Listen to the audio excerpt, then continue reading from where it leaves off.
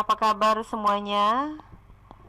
Pada kesempatan ini kita masih belajar di bab 2 perubahan sosial, dan di bagian B ini kita akan belajar tentang globalisasi. Pengertian dari globalisasi adalah bumi ya. Kita lihat di sini istilahnya berasal dari kata globe dan Asian yang berarti proses. Globalisasi diartikan sebagai proses mendunia. Menurut Selo Sumarjan, globalisasi adalah proses terbentuknya sistem organisasi dan komunikasi antar masyarakat dunia. Adapun ciri-ciri globalisasi adalah meningkatnya interaksi yang melintasi batas-batas negara, komunitas tenaga kerja dan modal makin tidak terikat dalam satu wilayah, meningkatkan kepedulian terhadap permasalahan global, dan industrialisasi berkembang dengan sangat pesat. Yang berikutnya adalah perkembangan globalisasi. Sejarah globalisasi sudah dimulai sejak periode pramodern.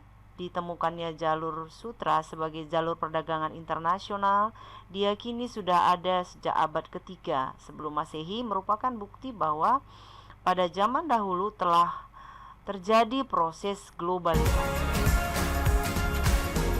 Kita lihat di sini bentuk-bentuk globalisasi dalam berbagai bidang kehidupan. Yang pertama adalah globalisasi di bidang budaya. Yang kedua adalah globalisasi di bidang komunikasi. Yang ketiga adalah globalisasi bidang ekonomi. Yang keempat adalah globalisasi bidang iptek. Dan yang kelima adalah globalisasi di bidang transportasi. Lalu kita akan lihat di sini dampak positif globalisasi.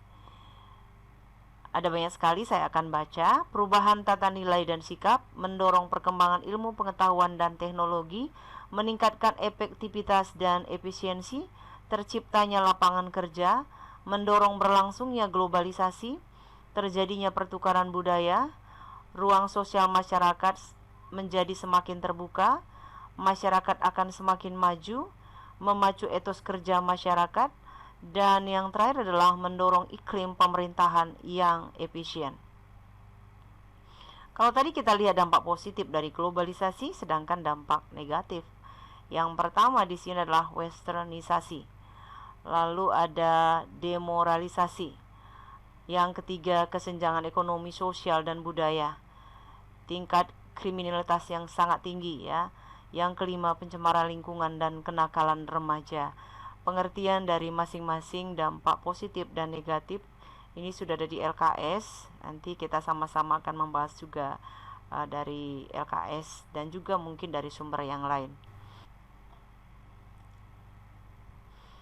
Lalu berikutnya adalah upaya menghadapi globalisasi di berbagai bidang.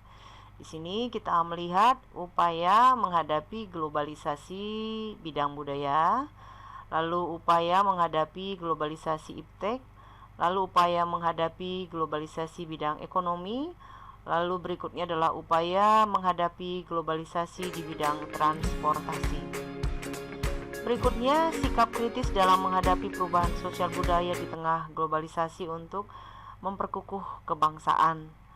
Yang pertama, menanamkan dan mengajarkan ajaran agama, memperkuat jati diri bangsa, menanamkan dan mengamalkan nilai-nilai Pancasila, menumbuhkan semangat nasionalisme, memegang teguh nilai dan norma yang berlaku dalam masyarakat, serta meningkatkan kualitas sumber daya manusia. Kita bisa lihat tadi bahwa dampak positif dan dampak negatif globalisasi.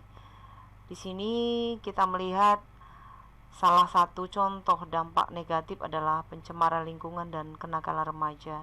Nah, untuk hal ini anak-anak tadi dikatakan bagaimana upaya kita ya agar kita bisa menghadapi perubahan tersebut. Salah satunya di sini adalah menanamkan, mengajarkan ajaran agama gitu ya, lalu juga mengamalkan nilai-nilai Pancasila.